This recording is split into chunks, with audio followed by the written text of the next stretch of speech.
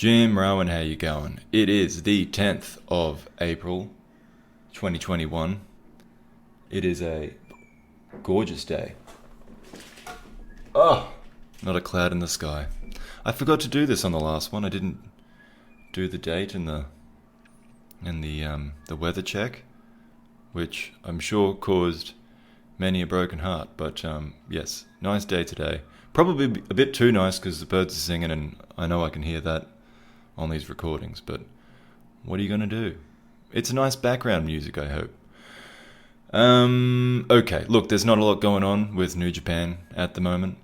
So, I mean at the moment as in like they've finally taken a week off. I think the Dontaku tour starts next week. Oh, it's WrestleMania weekend too. That used to be an exciting thing.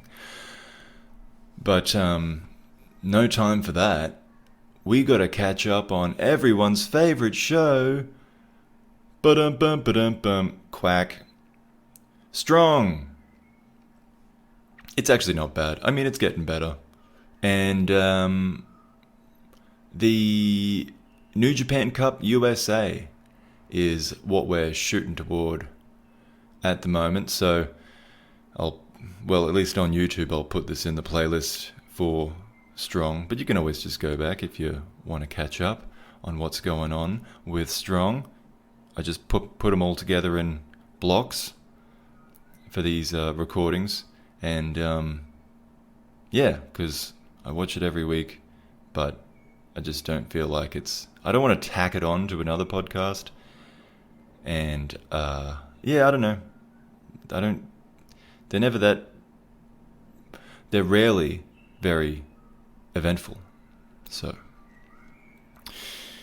not really worth a podcast on their own, but when I can string a few together, that's what I do. So here's number 3, and it starts back on the 13th of March. So I think if I were to go right back, do I dare try and find it? When was the last time I reviewed Strong? New Japan Cup podcast number 26. New Japan, no. Number 26. Oh, it was number 26. Yeah, so there was some New Japan Cup USA qualifiers back then. This was on the 6th of March, so I guess just to quickly cover that. The DKC versus Tom Lawler. And Lawler finishes him with a PK. So Lawler qualified for the New Japan Cup USA. And then the other match was Lio Rush and Rocky Romero. And Rush comes away with the victory. Just kind of they were trading pins, and Rush picked one up on the veteran. So Lio Rush and Tom Lawler are the two that have already qualified going into this one, which is, as I said, on the 13th of March, as I come back down here and find it. Ba-dum-bum. Okay. Oh yeah, so one thing I've been enjoying about these New Japan Strong shows are these promos that open the show up. It seems like the wrestlers just filmed them themselves. So, oh gosh, hold on, let me take a pause. Sorry about that. My lady is having a crisis in Kmart, but I've turned the phone to silent so that she can't disturb us anymore, and she can deal with that herself. These promos is what I was talking about. Okay, whatever. Okay, sorry, reading messages. So, they're pretty good. The guys filmed them themselves, and I think it just adds a bit of character to the promo. The fact that, there's no direction, I guess. Any direction, inverted commas, is their own. They just film it the way they wanted to film it, which means that, so I remember, we just touched on that Rocky Romero and Lio Rush match. I remember those ones. Lio Rush was kind of out and about, just filming on his phone, doing like selfie style, which is a common occurrence amongst the youngsters. I don't know how old Lio Rush is. He might be 40 for all I know. But, you know, that suited him, and he was kind of just out and about. Whereas Rocky, a bit more old school, I don't know if he had a tripod, but he set up his camera in front of like a fireplace or something, like just in his home in like a real kind of very professional sort of way, and that suited him. So the one we had with this one was Rossa and Kratos, Jr Kratos, who is the main event on this show. Ross's was good, I thought. I didn't write a lot about it, but I just thought it was good. And I thought that Kratos's was poor quality. Like the actual, whatever camera he has is poor quality. And I thought that fitted his gimmick. Just because he doesn't look like the kind of guy that needs to stay up to date with the latest iPhone. Kind of just doesn't care about that stuff. So, I don't know, even that lended something to the promo, I thought. But the promo itself, he started off as a bit of a babyface, saying he respects Rossa, but then he says Rossa gave him no reason to respect him. Or, no, he gave him a reason not to respect him, but he doesn't say what that reason is.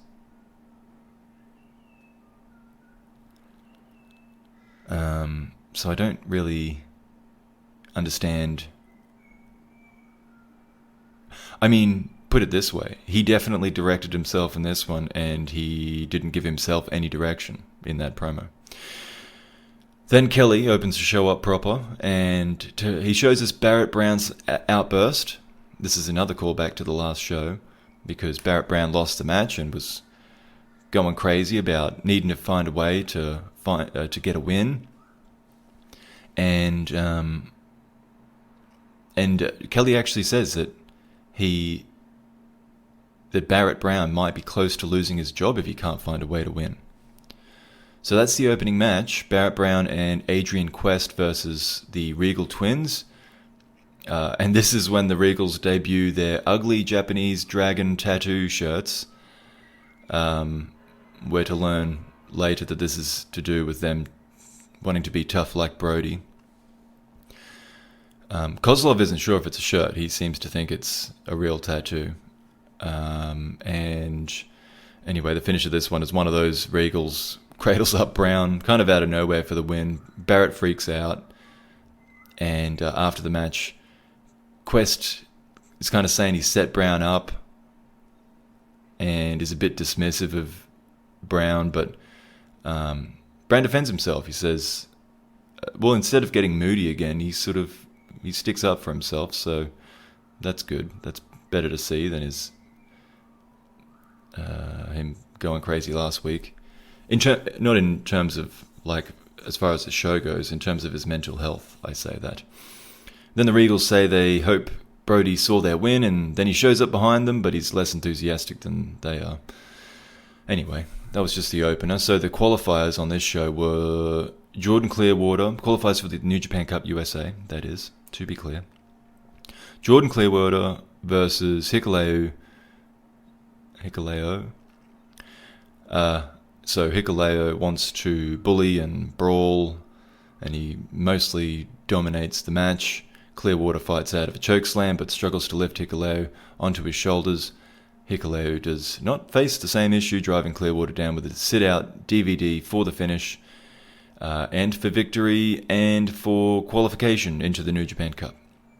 After the match, Hecaleo wants Rossa in the first round, and he wants a new ref.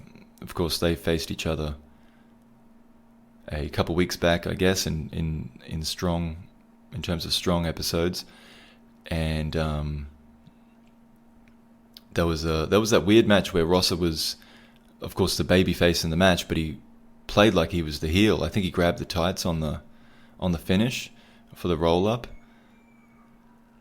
Oh, and I made note that I thought that Hecaleo looks like Rosa Diaz from Brooklyn Nine-Nine. I don't know if anyone else sees that. Obviously the actor. I think her name is Stephanie Beatriz or something like that. But I only know her from Brooklyn Nine-Nine. I just think, I mean, that's a good thing. They're both very pretty. Just think Hecaleo kind of bears a resemblance. Clearwater whines that he gets his first win and then gets Kratos, followed by Hecaleo, who was booked against them two next. So he sees it as a sign that New Japan believe in him at least, but then he says, the price of gold is about to skyrocket. And then it looks like he wonders to himself what that was supposed to mean. Because he's the golden boy, I suppose, but that... not that good. Not that good. Then the main event, Fred Rosser and JR Kratos versus... No. Fred Rosser versus JR Kratos in the other New Japan Cup USA qualifier. So Rosser rolls out of the ring at the bell. So once again, he's playing babyface backwards. Kratos, but it's, I mean, against Kratos. I'm not really against the idea of anyone avoiding Kratos. Pretty ridiculous size for a human being to be. So Kratos uses that to his advantage, flinging Rosser around the ring. He hits this suplex. It's like just a normal vertical suplex, but it's a throw for Kratos. And Rosser's not a small dude, but he just goes flying across the ring. So hard to blame him for hesitating at the beginning of the match. Kratos then gives Rosser what he wanted in a Corruptor-ish kind of way, peeling back the protective padding over the concrete outside the ring and trying to slam him on that. But Rosser resists, so and Kratos is like, alright, fine, you don't want to go out there, that's okay, we'll have the match in the ring. I'll throw you around wherever you want. So they go back in the ring and Rosser gets thrown around some more. Gets some strong knees to the head while he's down. And then Kratos picks Rosser up from a seated position, going all the way up into a vertical suplex with ease. Dude's a monster. But Rosser fires up, he comes back, pushing his way, trying to get away from Kratos. He sends Kratos to the outside and attacks with a couple of leg drops off the apron, but the giant won't stay down. Kratos corners Rosser and lifts him up onto the turnbuckles.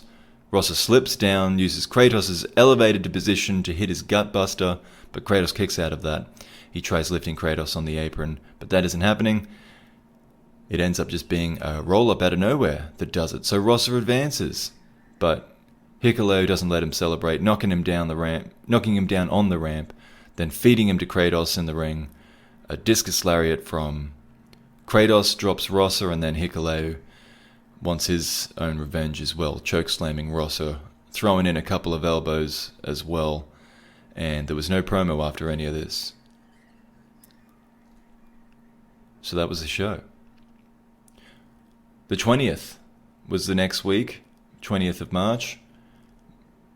Brody, King, and Bateman are the ones doing the promos that open the show, but it's a bit different. They kind of cut back and forth between the two, but it's still pretty good. Kelly and Kozlov open the show. Then after that, Kozlov promotes the main event by letting us all know that he will be tuning in for it, as opposed to what he does during the rest of the matches that he commentates for. Bloody Kozlov. The opener in this one was Coughlin versus Cobb. Cobb's been in Japan since Castle Attack, which is mid-February, which means after quarantine, he's been in Japan since like at least the start of February. So I guess just as a reference point, that means this show was taped no sooner than January. I haven't heard anything else, just on that note, I suppose, about this TV deal they were supposed to have gotten. Now I wonder where that was from. Did Meltzer say that? Anyway. Yeah, they're still taping well in advance. But for this one, Alex Coughlin versus Jeff Cobb. Coughlin doesn't seem interested in winning, unless he's really stupid, just because he seems to just want to try and match Cobb's power. It's a bad idea for pretty much anyone. So just to show him who's boss, Cobb gives Coughlin an extra lap around the tour of the islands, then kicks him out of the ring after winning. But I am looking forward to seeing Coughlin progress. Glad to see him back from injury. Hell of a mustache. I can grow a beard, but I can grow a pretty good beard. But the mustache for me is kind of the weakest part of it on my face, on my facial hair. So I always respect a good mustache. After this one, Cobb says that the United Empire are taking over New Japan everywhere. Anywhere New Japan is, the Empire's taken over, including the USA. He calls himself the Hatchet, which I haven't heard much of since then. So I don't know if they gave up on that, because as you know, if you've been listening to these episodes as I watch New Japan, I very much suffer through Cobb's promos, so I would know if he was still calling himself the Hatchet. Coughlin just says he needs more training. Fair enough.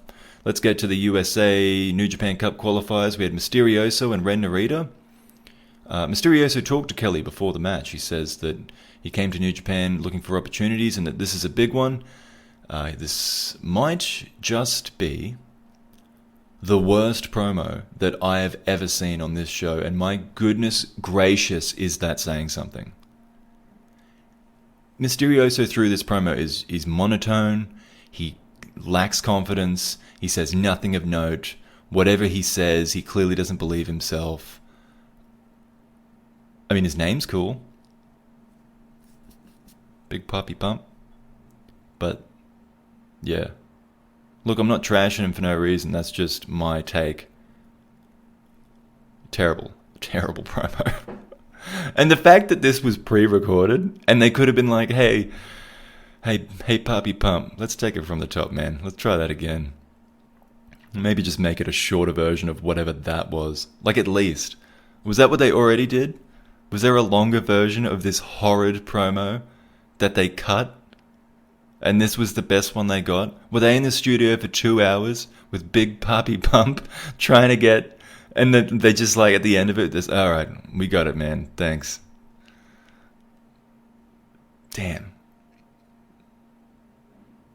Narita didn't believe as much as he could understand, because he's not scared at all of Mysterioso. He goes in aggressively at the start of this match. Mysterioso makes his comeback. He sets up a dangerous move wherein he bounces off the second rope over the adjacent top rope to the outside with a moonsault. And Narita tries to help save him, but Mysterioso hits the apron, missing the target. And he kind of... I think Narita still sold it, but Mysterioso he was frustrated. Like, he slapped the mat in frustration. Then he throws Narita back into the ring, and he does land a senton off his knees, off the top rope. Like, he jumps off the apron, knees on the top rope, senton down. He lands that one. And I guess that, in a funny way, that's the story of the match, in that Mysterioso is big and flashy, but he's sloppy, whereas Narita sticks to the basics, but he's technically more talented. And he wins with the basics. He finishes the match with a double leg crab, and he transitions from the crab into a sharpshooter, and beats Mysterioso with submission victory. So Narita progresses, and after the match he just says that he's going to win the tournament, and that is all. A very Shibata-like, that is all. The main event was, as previously advertised in the promos, Bateman versus Brody King, the other New Japan Cup USA qualifier. And I'm not sold on Bateman, but I tell you what, he is fully committed to that character. He's the complete opposite of what Mysterioso projects. And Mysterioso isn't even trying to do anything wacky. He's kind of just supposed to be himself. He's kind of just supposed to be some tough lucha dude. So all he really has to say is like, hey man, yeah, looking forward to the fight. I think I'm ready to go. I think I've got everything it takes to win, and I'm looking forward to getting out there. Like, I don't know. That's off the top of my head. I'm not saying that's a good promo. It's definitely better than whatever Mysterioso said, but that's all he has to be, is just like, yeah, I'm going to go out there, I'm going to beat his head in, that's it. Bateman has this whole weird, wacky carny gimmick, and he convinces me more of that than Mysterioso can convince me that he would like to win a match in a promo. So I don't know. I'm just making the comparison. I'm not trying to take shots at anyone. I'm also, because I'm not that big a fan of Bateman otherwise, trying to give, I guess, like a backhanded compliment, at least a backhanded compliment. If I can't give you a full compliment, a backhanded compliment, second best thing, right? So that's what I'm giving Bateman. And Bateman, unlike Coughlin earlier, recognizes that he isn't going to win a test of strength with Brody, who is accompanied to the ring, by the way, by the Regal twins in their Japanese tattoo shirts. So Bateman instead tries to get a bit tricky. His unorthodox offense gains him some advantage, but his need for showmanship passes that advantage back. Brody crushes and clubs at Bateman, and it's another unconventional counter that gives Bateman some breathing space. He attacks Brody's eyes. Brody comes back with an exploder in the corner. Kelly corrects Kozlov's call of an imploder,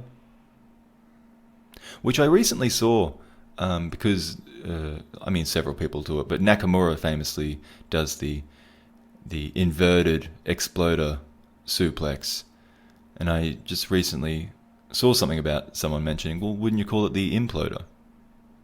But otherwise, there's no such thing as an imploder suplex. So thank you for your knowledge, as always, Kozlov. Bateman seems to want to prove his mettle now. He unzips his vest, inviting Brody's pen-like open hand chops. And naturally, it does not work out for him. But he does show impressive strength to lift Brody with a suplex later, and appears to be out of options as his opponent once again lumbers to his feet. So a lariat drops Bateman before a gonzo bomb ends his night. In the promo, Brody nicely lets his yapping pals know, the yapping Regals, to shut up, and then he says he is taking the New Japan Cup. When Bateman enters, he describes his loss as not ideal, but Brody is a giant and he took it to him, so there's pride to be had in that, and he is not done. That's the end of that one. 2 more to go, folks. 2 more to go. Oh, we're doing pretty well for time. So the 27th, the next week, New Japan Strong opens with Team Filthy in the locker room, and they are a little on edge. First, they're all disgusted by the smell that Kratos leaves in the bathroom. I can't imagine what comes out of that body. Then Limelight vents that he vents about being the only one without a qualifying match for the New Japan Cup, noting that Kratos blew his chance, and Kratos shoots back, well, you talk too much, that's why. I think Lawler said something about, kind of took a shot at Limelight working elsewhere as well. I think he's working AEW.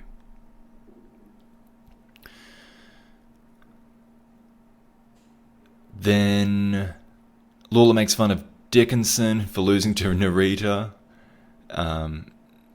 And then he says, well, that's just his way of trying to... Obviously, Dickinson's not happy with that. But so Lawler's just like, hey, I'm just trying to fire you up for your qualifying match. So they appear to be a dysfunctional team, but I suppose that's what you should kind of expect. They're kind of just a bunch of mercenaries. So a collection of mercenaries, not necessarily a team, even though they call Team Filthy. But it was a neat little insight into the faction dynamics.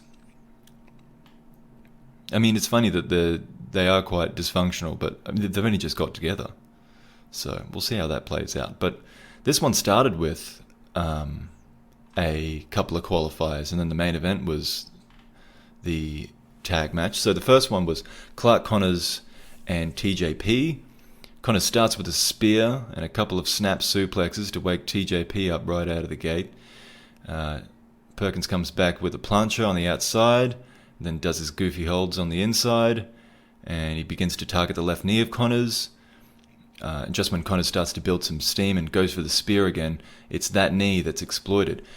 Pretty impressively, actually, TJP rolls it into a knee bar. Connors finds the ropes, though. TJP goes for it again, and Clark counters into a Boston Crab after a spine buster.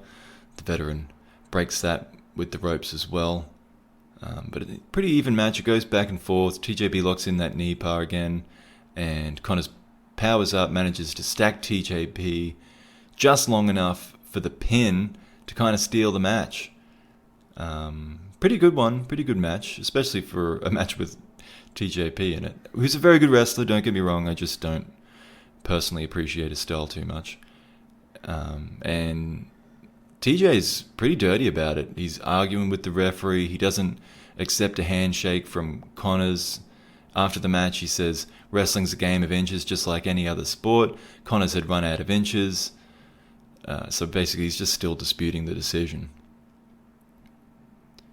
Connors considers TJP a mentor, so he is smiling about this win. He doesn't often smile. Despite his knee being broken, is what he says. And he wants to prove that he's not a young lion anymore, and he wants to go on and win the New Japan Cup USA.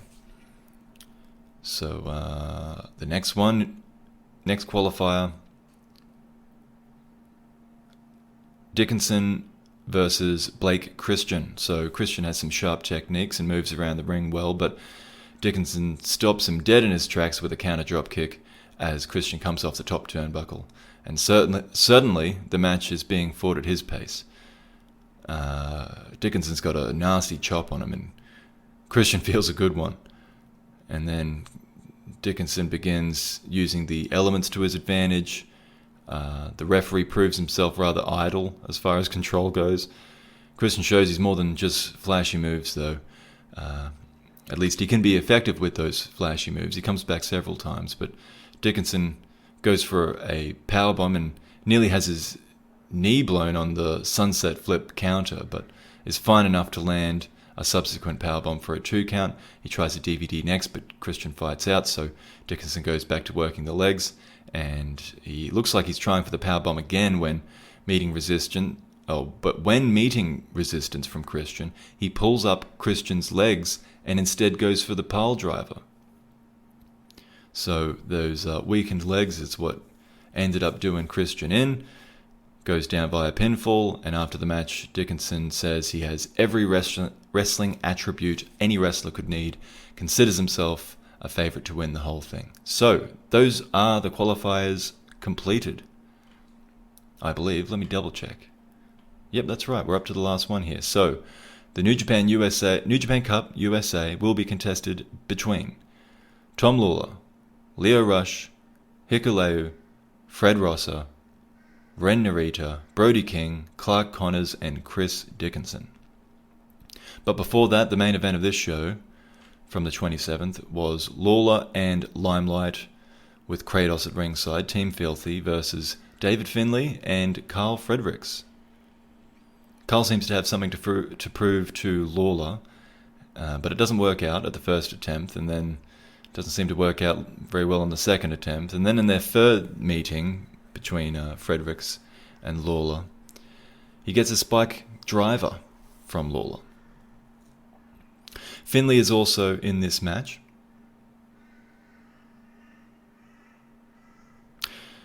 I think I wrote this before Finlay. I changed my mind on Finlay, because that's all I said about him. Finlay is also in the match. But we know now that if he's got a good opponent, Finlay can have a hell of a match. It's not just a good opponent. It's like being given the time to work a proper match and like get some licks in. But anyway, everyone does okay against Limelight. Finish is Finlay with the last shot against Limelight. Kelly calls it the Trash Panda. Oh, no. Kelly calls it the last shot, but it's Trash Panda according to what I can tell from my research. It's a brainbuster onto his knee. For the pinfall victory. And good on Kratos for not interfering in this one as well, by the way. But after the match, Finlay pretends that he doesn't know the name of the team he just faced. And then he pretends to not know much about Lawler, but he wants to face him one-on-one. Fredericks considers this his turf, is what he says, and he says a lot of other gimmicky things after that. And the match ends with Kozlov saying he thinks Connors against TJP was a match of the year candidate. Like, I know he has no credibility as it is, but it's like Kozlov's actively working against himself. It's like he's there as a joke. And he's in on the joke. And he's pretty good at the joke. It's like that's the case. But I don't think that's the case. I think he's actually trying to be good at this. Anyway, it's been a fantastic time for belt nerds, for belt marks. We have a new belt on New Japan Strong. It is the 3rd of April, last week, that this happens. I'm aware that the New Japan, the new version, the new episode of this show is about to come out and instantly outdate this podcast, but that's fine. I think this wraps up at a good point. The next Strong episode can be, my podcast episode can be the whole New Japan Cup stuff. So the opening of this program last week was that the referee bring out the New Japan Cup itself, the prize that the winner of the tournament will win, but also a new title belt. It's the Strong Openweight Championship. The winner of the New Japan Cup will also receive this title belt. It's pretty basic. It's got kind of a rounded squared circle, you might say. Faceplate with just new NJPW Strong, just the logo and the line mark right in the middle. And then Openweight Champion below that. There's no space for a name plate. It's got a little blue jewel at the top. It's got New Japan Pro Wrestling written on the outside there, and just kind of little gems, I guess, around the outside with just stripes kind of coming from the center of the belt. It's super basic. The side plates are ovals. It looks like they've just got the line mark on them, I think. Super basic. I don't really like it, but whatever. It's not offensive. It's just not creative or interesting or look particularly good as like a prize anyone would particularly want. But that's my belt marky kind of point of view on it. It's fine, and I thought about this. Well, actually, should I get into this match here? Well, no, I guess. Oh, well, look, actually, before I get into how I think this will all go. So it's not got a Never or IWGP attachment to the title. It's just a straight up New Japan belt, which I guess is kind of more American. Right? For it to just... Although that's not what they should be doing. They should be doing New Japan Pro Wrestling in America. But, yeah. It is quite American in that it's just a New Japan belt. It's the promotion's belt. It's not the body... Oh, God. The commission or... I'm trying to think of the name of what the IWGP actually is. The organizing body, whatever. So that's more American. It's an American style belt in that it's just like a big logo. I guess the real question about this one is what it will be. Is this a mid-card belt for kind of almost like a TV title where there's like the traveling United States champion who still defends against a lot of the strong guys and then occasionally goes to Japan as well. And this is just kind of the belt for the guys that are always on strong. That makes sense. I like that idea. And the fact that it's open weight gives it that flexibility. Well, let's go through. They announce what the matches are going to be. Clark Connors versus Lio Rush is the opener in the New Japan Cup. I guess kind of quarterfinals, right? Clark Connors versus Lio Rush, Brody King versus Chris Dickinson, Ren Narita versus Tom Lawler, Hecaleo versus Fred Rosser. So, I mean, some pretty good matches here. Clark Connors and Lio Rush should be pretty good. Brody King and Chris Dickinson is like maybe the main event I'm most interested in. If you were to just put the whole strong roster together and be like, okay, what are we building toward? What's the WrestleMania? What are we booking backwards from? I might tell you King versus Dickinson. Like, they might be my two favorite guys. And then there's Narita versus Lawler and Hickoleo versus Rosser. So, Connors and Rush is tough to pick. I'd like to see Connors go through just in a marquee way. I kind of just like him better. But they might go with experience there and give Rush the win. King versus Dickinson. This could be like whoever wins this wins the tournament. Now, at first I was thinking, well, I'd go Brody King. And the reason behind that was that Dickinson is kind of a second to Tom Lawler, and it seemed odd to me that you'd have even though it's kind of, just a collection of singles wrestlers, it's still a faction. So it seemed a bit strange to me that Lawler, the captain of that team, would be in the tournament, but Dickinson would surpass him. I mean, that's not impossible at all. It's just that sort of, to me, sounded like a reason why maybe that wouldn't happen. The final match is Hickoleo versus Fred Rosser. I think I could probably see Hickoleo going past Rosser in that one. I think actually Narita beats Lawler. I think Narita beats Lawler, and Lawler has to eat crow after making fun of Dickinson. And then Narita versus Hickaleo. Hecaleo. I keep saying, I don't know what. Whatever it is, Hickaleo. And then I don't know who wins that. They're pretty happy to push Hickaleo despite him not being great. But he can do alright if he's got a good opponent. But yeah, like I was saying, at first I thought Brody King was the guy to win the title. But if it's gonna be a mid-card belt, I guess it really kind of just depends on what's going on with the IWGP US title. Because if this is going to be the top title for a while, then I say the champion should be Brody King. That's a good one. He's like great look, good wrestler, decent promo. Like he just does what I said Mysterioso should do.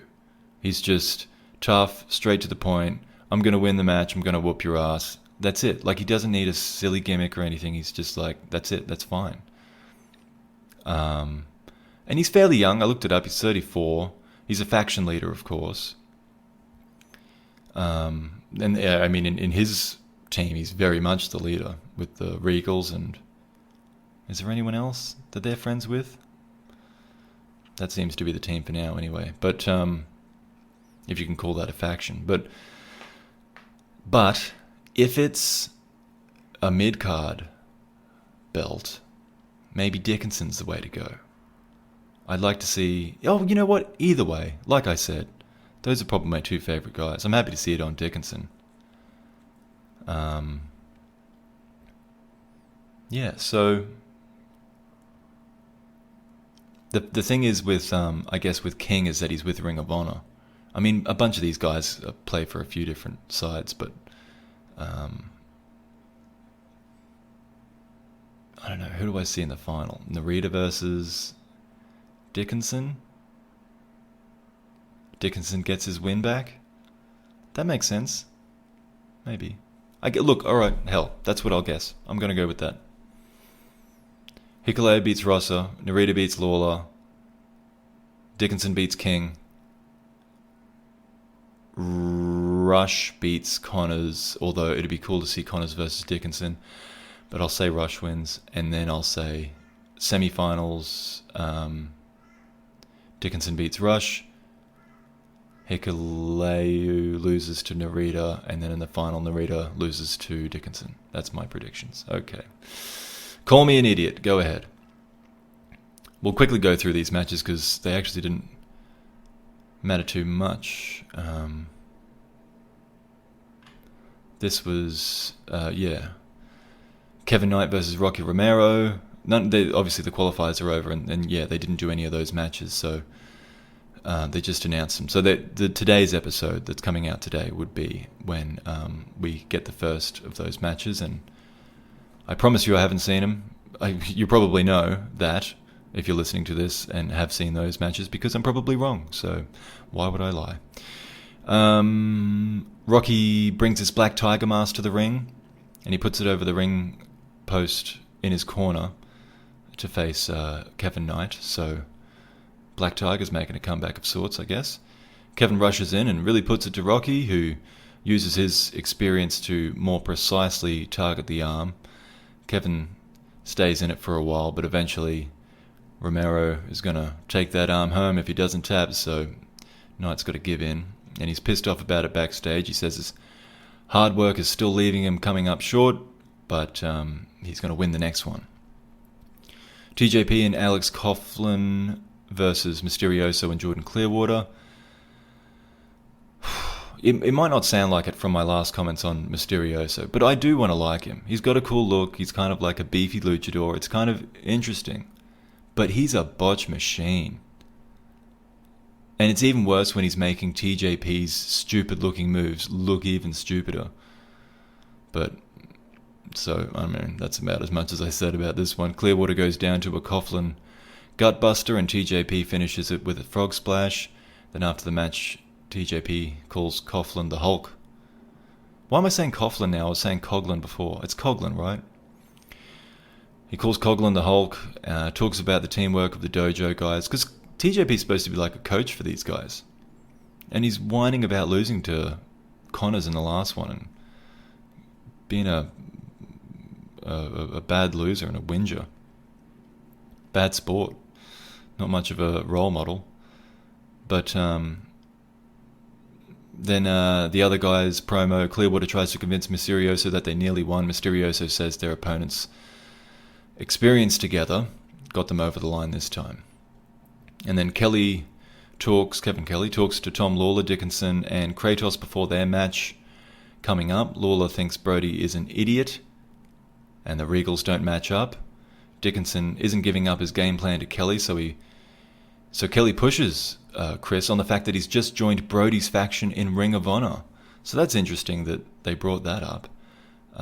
Dickinson and Brody are a team in Ring of Honor just recently, so Kelly puts that to him. Does that, what does that affect in New Japan Strong? Like, you're in a different team over here.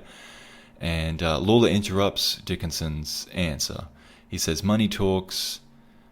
So Kelly pushes him with a question instead. This was really refreshing to see, like, some actual reporter instincts from Kelly here, like really trying to ask the questions that the fans would want to hear. And do some pushing. So he asks Lawler if his partners are not really partners, they're merely just mercenaries. And he starts to answer that, but then Dickinson interrupts and says, hey, let me answer my own questions. He says it was about money in Ring of Honor, but in New Japan, this is the most competitive company in the world, and he's here to win. And then Lawler is asked if he could possibly overlook Narita, which he brushes off. So he kind of suggesting that he might overlook Narita. So he goes back to Chris to see if he had to clear his... Sorry, so Kelly goes back to Chris when that question gets brushed off to see if he had to clear his decision to join Brody with Lawler.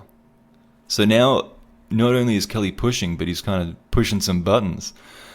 And Dickinson just smiles and says it's none of Kelly's business. So we get to the match here. Brody King and the Regals versus Tom Lawler, Dickinson, and Kratos.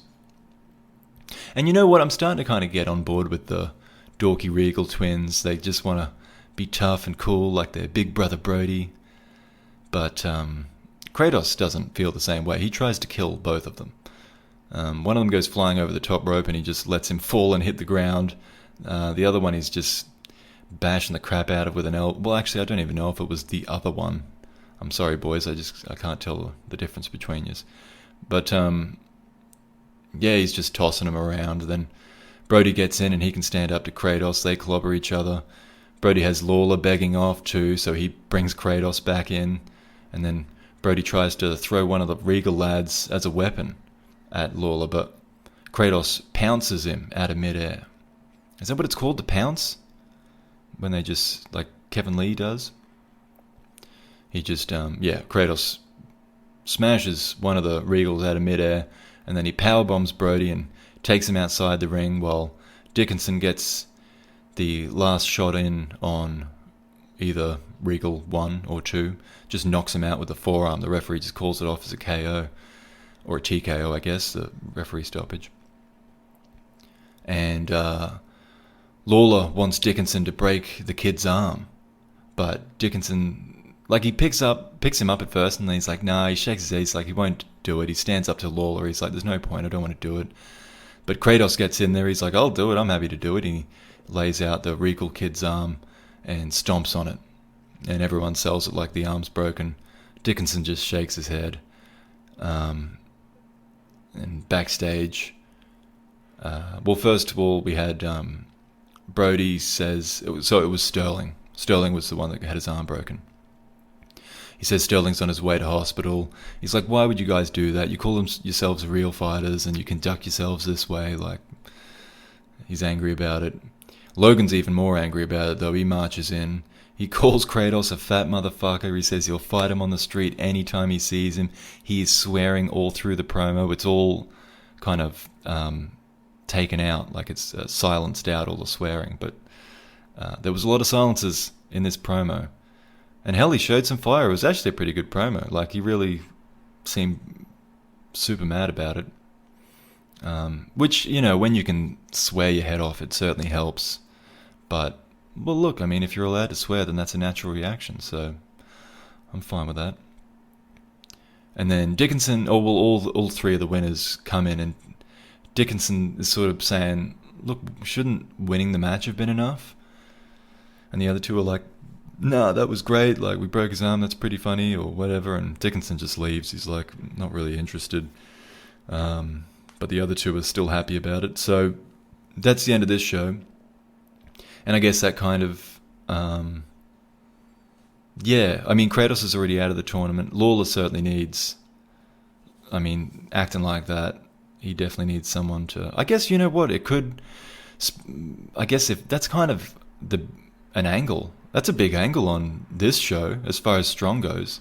So I guess with that in mind, the alternate ending to the New Japan Cup would be a Lawler Brody King final, wherein they can kind of, Brody King can get his revenge on Lawler. So I could see that happening too. I won't change my predictions. But yeah, I suppose that would make actually more sense. Maybe I should change my predictions. Whatever. That's fine. I guess you don't really need an angle like that to be concluded in a tournament. The tournament is its own angle. You're kind of putting a step on top of a step.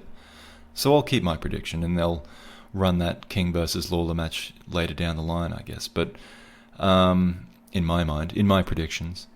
But yeah, that's where we're up to on New Japan Strong. Next episode's out today, and the New Japan Cup proper will begin. The qualifiers are over and the quarterfinals will begin. So, looking forward to that, I suppose. Yeah, you know what? I am looking forward to that. They've got some pretty good wrestlers in this thing.